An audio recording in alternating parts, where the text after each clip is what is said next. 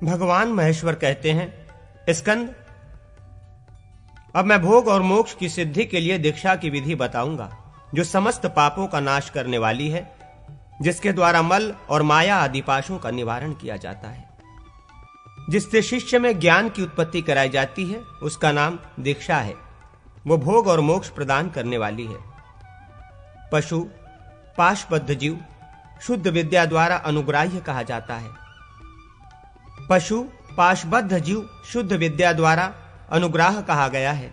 वो 3 प्रकार का होता है। पहला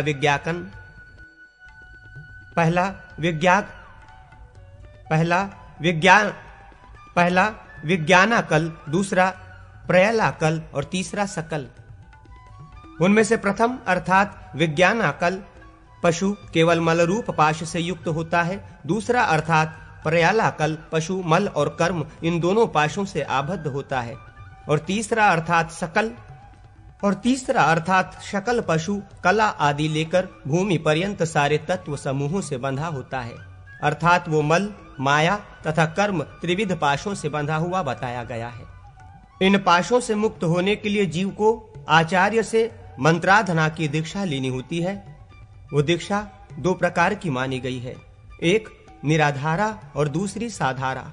उपर्युक्त 3 पशुओं में से विज्ञानाकल और प्रयालाकल इन 2 पशुओं के लिए निराधारा दीक्षा बताई गई है और सकल पशु के लिए साधारा। आचार्य की अपेक्षा न रखकर शंभु द्वारा ही तीव्र शक्तिपात करके जो दीक्षा दी जाती है वो निराधारा कही गई है। आचार्य के शरीर में स्थित होकर भगवान शंकर अपनी मंदा तीव्रा आदि भेद वाली शक्ति से जिस दिशा का संपादन करते हैं वो साधारा कहलाती है। ये साधारा दीक्षा सबीजा, निर्बीजा, साधिकारा और अनाधिकारा इन भेदों के द्वारा जिस तरह 4 प्रकार की हो जाती है वो बताया जाता है। समर्थ पुरुषों को जो समयाचार से युक्त दीक्षा दी जाती है उसे सबीजा कहते हैं और असमर्थ पुरुषों को दी जाने वाली समयाचार शून्य दीक्षा निर्बीजा कही जाती है। जिस दीक्षा से साधक और आचार्य को नित्य नैमित्तिक एवं काम्य कर्मों में अधिकार प्राप्त होता है वो साधिकारा दीक्षा है। निर्बीजा दीक्षा में दीक्षित होने वाले लोगों को तथा समयाचार की दीक्षा लेने वाले साधारण शिष्य एवं पुत्र संज्ञक शिष्य विशेष को नित्य कर्म पात्र के अधिकारी होने के कारण जो दीक्षा दी जाती है वो निर्धिकारा दीक्षा कहलाती है। साधारा और निराधारा भेद से जो दीक्षा के 2 भेद बताए गए हैं उनमें से प्रत्येक के निम्नांकित 2 रूप या भेद होते हैं। एक तो क्रियावती कही गई है जिसमें कर्मकांड की विधि से कुंड और मंडल की स्थापना एवं पूजा की जाती है। दूसरी ज्ञानवती दीक्षा है जो बाह्य सामग्री से नहीं मानसिक व्यापार मात्र से साध्य है। इस प्रकार अधिकार प्राप्त आचार्य द्वारा दीक्षा कर्म का संपादन होता है। स्कंद, गुरु को चाहिए कि वो नित्य कर्म का विधिवत अनुष्ठान करके शिष्य का दीक्षा कर्म संपन्न करे। प्रणव के जप पूर्वक गुरु अपने कर कमल में अर्ध जल ले द्वारपालों का पूजन करे। फिर विघ्नों का निवारण करने के अनंतर द्वार देहली पर अस्त्रन्यास करके अपने आसन पर बैठे। शास्त्रोक्त विधि से भूत शुद्धि एवं अंतर्ध्यान करे। तिल, चावल, सरसों, कुश, दुर्वांकुर, जौ, दूध और जल इन सब को एकत्रित करके विशेषाधर्य बनावे। उसके जल से समस्त द्रव्यों पूजन सामग्रियों की शुद्धि करे। फिर तिलक संबंधी अपने संप्रदाय के मंत्र से भालदेश में तिलक लगावे। फिर पूर्ववत पूजन, मंत्र शोधन तथा पंचगव्य प्राशन आदि कार्य करने चाहिए। क्रमशः लावा, चंदन, सरसों, भस्म, दुर्वा, अक्षत, कुश और अंत में पुनः शुद्ध लावा ये सब विकिर बिखरने योग्य द्रव्य कहे गए हैं। इन सब वस्तुओं को एकत्र करके 7 बार अस्त्र मंत्र से अभिमंत्रित करे। अस्त्र मंत्र द्वारा अभिमंत्रित जल से इनका प्रोक्षण करके फिर कवच मंत्र हम से अवगुंठन करके ये भावना करे कि वे विघ्न समूह का निवारण करने वाले नाना प्रकार के अस्त्र शस्त्र हैं। तदनंतर प्रादेश मात्र लंबे कुश के 36 दलों से वेणी रूप बोधमय उत्तम खड्ग बनाकर उसे 7 बार जपते हुए शिव मंत्र से अभिमंत्रित करे। फिर उसे शिव स्वरूप मानकर भावना द्वारा अपने हृदय में स्थापित करे। साथ ही जगदाधार भगवान शिव की जो झांकी अपने को अभिष्ट हो उसी रूप में उनका ध्यान चिंतन करके निष्कल परमात्मा शिव का अपने भीतर न्यास करे। तत्पश्चात ये भावना करे कि मैं साक्षात शिव हूं। फिर सिर पर मूल मंत्र से अभिमंत्रित श्वेत पगड़ी रखकर अपने शरीर को गंध पुष्प एवं आभूषणों से अलंकृत करे। तत्पश्चात गुरु अपने दाहिने हाथ पर सुगंध द्रव्य अथवा कुमकुम द्वारा मंडल का निर्माण करे। फिर उस विधि पूर्वक भगवान शिव की पूजा करे। इससे वो शिवहस्त हो जाता है। उस तेजस्वी शिवहस्त को शिव मंत्र से अपने मस्तक पर रखकर ये दृढ़ भावना करे कि मैं शिव से अभिन्न और सबका कर्ता साक्षात परमात्मा शिव ही हूँ। जब गुरु ऐसी भावना कर ले तब वो यज्ञ मंडप में कर्मों का साक्षी, कलश में यज्ञ का रक्षक, अग्नि में होम का अधिष्ठान, शिष्य में उसके अज्ञान में पाश का उच्छेद करने वाला तथा अंतरात्मा में अनुग्रहिता, इन 5 आकारों में ईश्वर व्यक्त ईश्वर रूप हो जाता है। गुरु इस भाव को अत्यंत दृढ़ कर ले कि वो परमेश्वर मैं ही हूँ। तदनंतर ज्ञान रूपी खड्ग हाथ में लिए हुए गुरु यज्ञ मंडप के नैऋत्य कोण वाले भाग में उत्तराभिमुख हो अर्ध, जल और पंचगव्य से उस मंडप का प्रोक्षण करे। इक्षण आदि चतुष्पतांत संस्कारों से उसका संस्कार करे। फिर यज्ञ मंडप में बिखरने योग्य पूर्वोक्त वस्तुओं को बिखेर कर कुश की कूंची से उन सब को बटोर ले और उन्हें ईशान कोण में स्थापित वारधानी जलपात्र में आसन के लिए रख दे। नैऋत्य कोण में वास्तु देवताओं का और पश्चिम द्वारा लक्ष्मी का पूजन करे। साथ ही ये भावना करे कि वे मंडन रूपणी लक्ष्मी देवी रत्नों के भांडार से यज्ञ मंडप को परिपूर्ण कर रही हैं। इस प्रकार ध्यान एवं आवाहन कर हृदय मंत्र नमः के द्वारा अर्थात लक्षय नमः इस मंत्र से उनकी पूजा करनी चाहिए। इसके बाद ईशान कोण में सप्तधान्य स्थापित किए हुए वस्त्र वेष्टिष्ट पंचरत्न युक्त एवं जल से परिपूर्ण पश्चिमाभिमुख कलश पर भगवान शंकर का पूजन करे। फिर उस कलश के दक्षिण भाग में सिंह पर विराजमान पश्चिमाभिमुखी शक्ति खड्ग रूपनी वारधानी का पूजन करे। तदनंतर पूर्व आदि दिशाओं में इंद्र आदि दिक्पालों का और इसके अंत में विष्णु भगवान का पूजन करे। ये सब के सब प्रणवमय आसन पर विराजमान हैं तथा अपने अपने वाहनों और आयुधों से संयुक्त हैं। ऐसी भावना करके उनके नामों के अंत में नमः पद जोड़कर उन्हीं से उनकी पूजा करे तथा इंद्राय नमः, विष्णवे नमः इत्यादि पहले पूर्वोक्त वारधानी को भलीभांति हाथ में ले उसे कलश के सामने की ओर से ले जाकर प्रदक्षिणा कर्म से उसके चारों ओर घुमावे और उसकी जल को अभिच्छिन्न धारा गिराता रहे। साथ ही मूल मंत्र का उच्चारण करते हुए लोकपालों को भगवान शिव की निम्नांकित आज्ञा सुनावे। लोकपालगण, आप लोग यथाशक्ति सावधानी के साथ इस यज्ञ की रक्षा करें। यूं आदेश दे, नीचे एक कलश रखकर उसके ऊपर उस वारधानी को स्थापित कर दे। तत्पश्चात सुस्थिर आसन वाले कलश पर भगवान शंकर का सांग पूजन करे। इसके बाद कला आदि षड्धवा का न्यास करके शोधन करे और वारधानी में अस्त्र की पूजा करे। पूजा के मंत्र इस प्रकार हैं। ओम हम अस्त्रावसासनाय हुम फट नमः। ओम ओम अस्त्रमूर्तये हुम फट नमः। ओम हुम फट पशुपतास्त्राय नमः। ओम होम हृदयाय हुम फट नमः। ओम शीर्षे हुम फट नमः। ओम यम शिखाय हुम फट नमः। ओम शूकवचाय हुम फट नमः। ओम फुफट अस्त्राय हुम फट नमः। इसके बाद पाशुपतास्त्र के स्वरूप का इस प्रकार चिंतन करें। उनके 4 मुख हैं, प्रत्येक मुख में दाढ़ें हैं। उनके हाथों में शक्ति मुदग्गर खड्ग और त्रिशूल है तथा उनकी प्रभा करोड़ों सूर्यों के समान है। इस प्रकार ध्यान करके लिंग मुद्रा के प्रदर्शन द्वारा भगलिंग का समायोजन करे। हृदय मंत्र नमः का उच्चारण करते हुए अंगुष्ठ से कलश का स्पर्श करे और मुट्ठी से खड्ग रूपणी वारधानी का।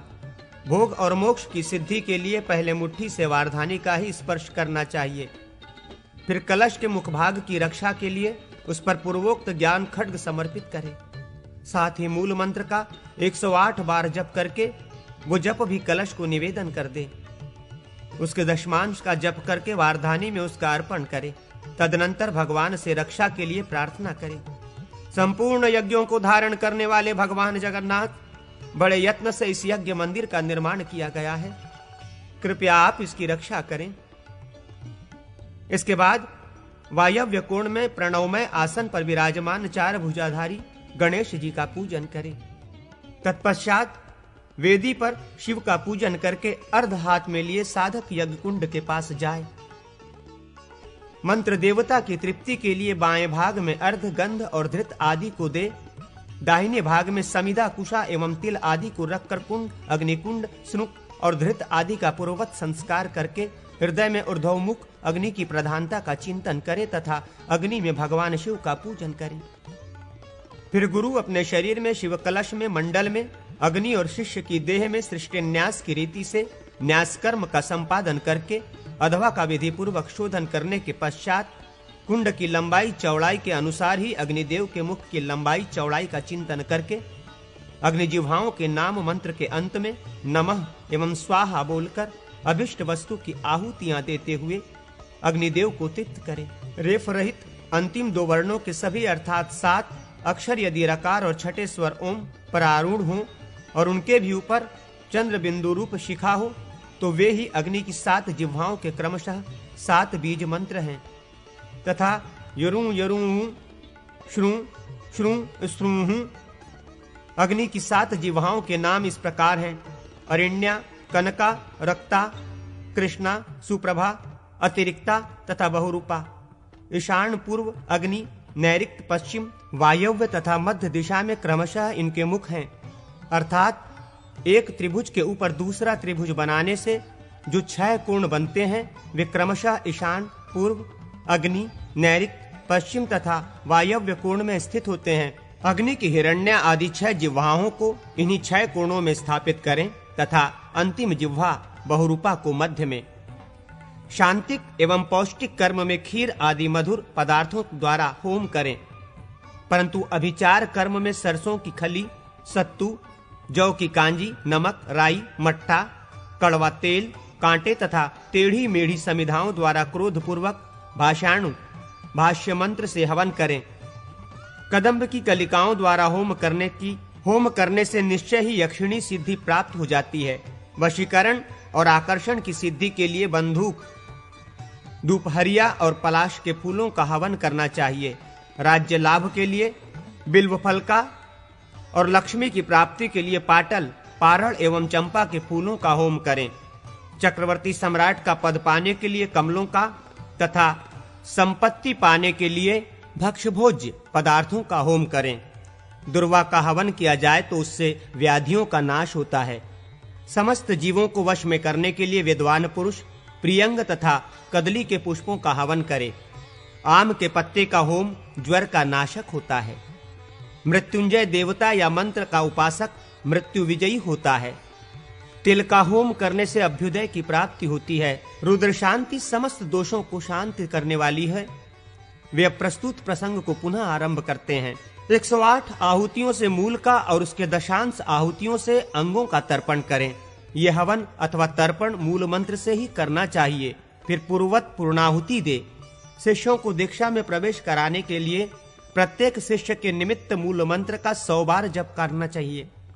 साथ ही दुर्निर्मुक्तों का निवारण तथा शुभ निमित्तों की सिद्धि के लिए मूल मंत्र से पूर्ववत 200 आहुतियां देनी चाहिए। पहले बताए हुए 2 अस्त्र संबंधी 8 मंत्र हैं। उनके आदि में मूल और अंत में स्वाहा जोड़कर पाठ करते हुए एक बार तर्पण करें। मूल मंत्र में जो बीज हो उसे शिखा वशट से संपुष्टित करके अंत में ओम फट जोड़कर जप करें तो उससे मंत्र का दीपन होता है। ओम हुम शिवाय स्वाहा इत्यादि मंत्रों से तर्पण किया जाता है। इसी प्रकार ओम ओम शिवाय ओम फट इत्यादि दीपक मंत्र हैं। तदनंतर शिव मंत्र से अभिमंत्रित जल से धोई हुई बटलोई को कवच मंत्र से अवगुंठित करके उसमें रोली चंदन आदि लगा दें। फिर उसके गले में ओम फट मंत्र से अभिमंत्रित उत्तम कुश और सूत्र बांध दें। इससे चरु की सिद्धि होती है। फिर धर्म आदि 4 पायों से युक्त चौकी आदि का आसन देकर उसके ऊपर बने हुए अर्धचंद्राकार मंडल में उस बटलोई को रखें तथा उसे आराध्य देवता की मूर्ति मानकर उसके ऊपर भावात्मक पुष्पों से भगवान शिव का पूजन करें। अथवा उस बटलोई के मुख को वस्त्र से बांध दें और उस पर बाह्य पुष्पों से शिव का पूजन करें। इसके बाद पश्चिमाभिमुख रखे हुए चूल्हे को देखभाल कर शुद्ध करके उसमें अहंकार बीज का न्यास करें। तत्पश्चात उसे कुंड के दक्षिण भाग में रखें और यह भावना करें कि इस चूल्हे का शरीर धर्माधर्ममय है। फिर उसके शुद्धि के लिए उसके स्पर्श पूर्वक अस्त्र मंत्र का जप करें। इसके बाद अस्त्र मंत्र फट के जप से अभिमंत्रित गाय के घी से मार्जित हुई उस बटलोही को चूल्हे पर चढ़ावें।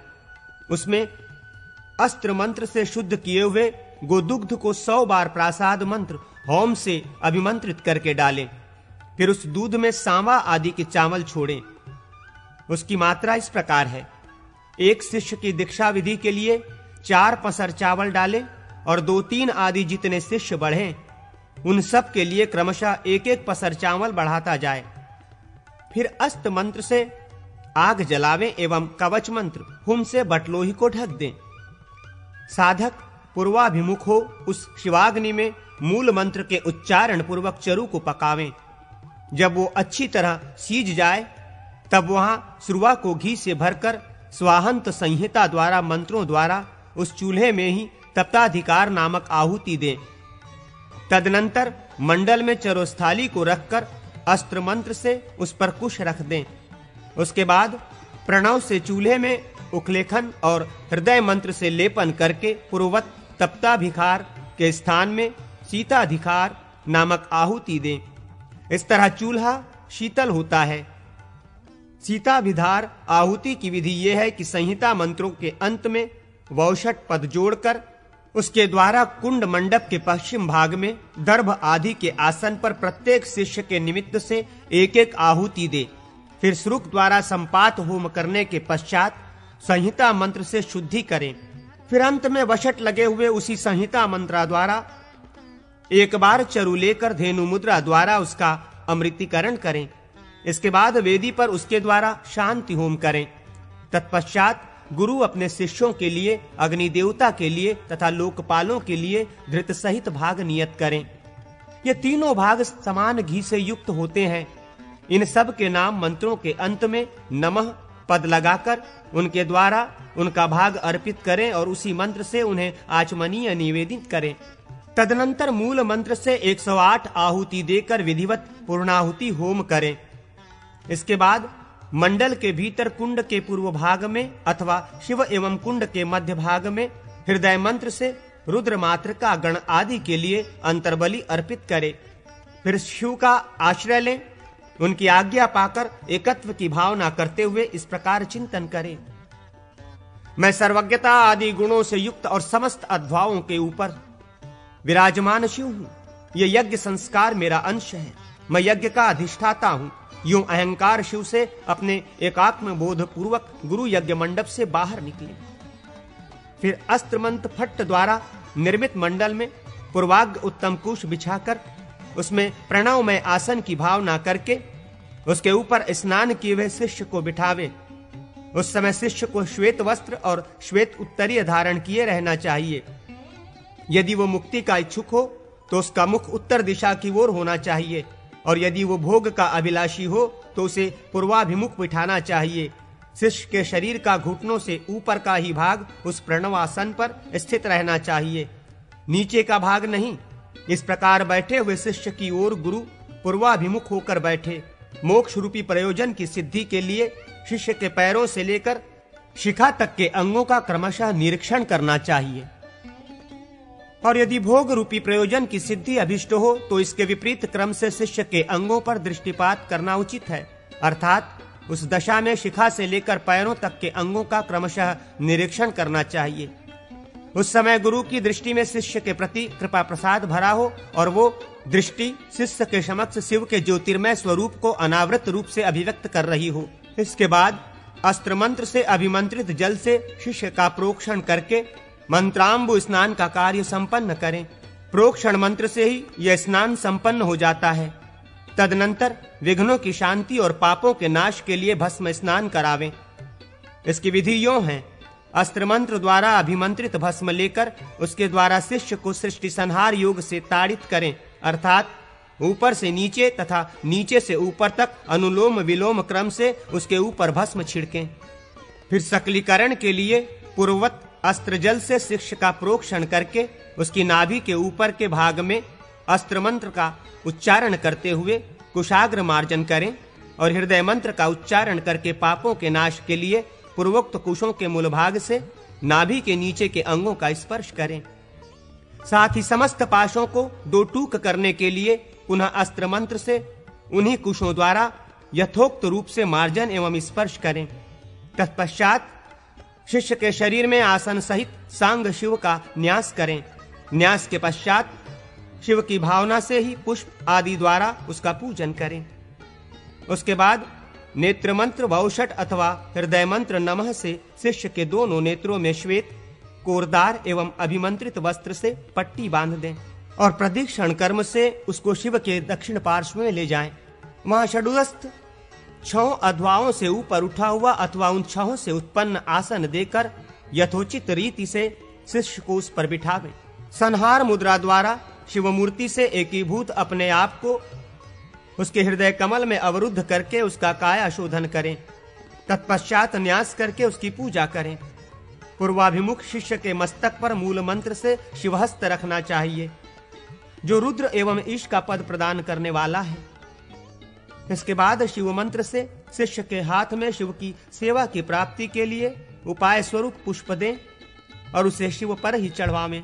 तदनंतर गुरु उसके नेत्र में बंधे हुए वस्त्र को हटाकर उसके लिए शिवदेव गणांगंतित स्थान, मंत्र, नाम आदि की उद्भावना करे अथवा अपनी इच्छा से ही ब्राह्मण आदि वर्णों के क्रमशः नामकरण करे।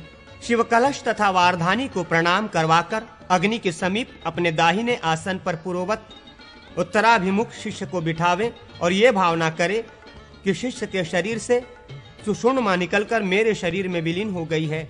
स्कंद इसके बाद मूल मंत्र से अभिमंत्रित दर्भ लेकर उसके अग्रभाग को तो शिष्य के दाहिने हाथ में रखे और मूल भाग को अपनी जंघा पर अथवा अग्रभाग को ही अपनी जंघा पर रखे और मूल भाग को शिष्य के दाहिने हाथ में। शिव मंत्र द्वारा रेचक प्राणायाम की क्रिया करते हुए शिष्य के हृदय में प्रवेश की भावना करके पुनः उसी मंत्र से पूरक प्राणायाम द्वारा अपने हृदयाकाश में लौट आने की भावना करे। फिर शिवाग्नि से इसी तरह नाड़ी संधान करके उसके सन्निधान के लिए हृदय मंत्र से 3 आहुतियां दें। शिवहस्त की स्थिरता के लिए मूल मंत्र से 100 आहुतियों का हवन करें। इस प्रकार करने से शिष्य समय दीक्षा में संस्कार के योग्य हो जाता है।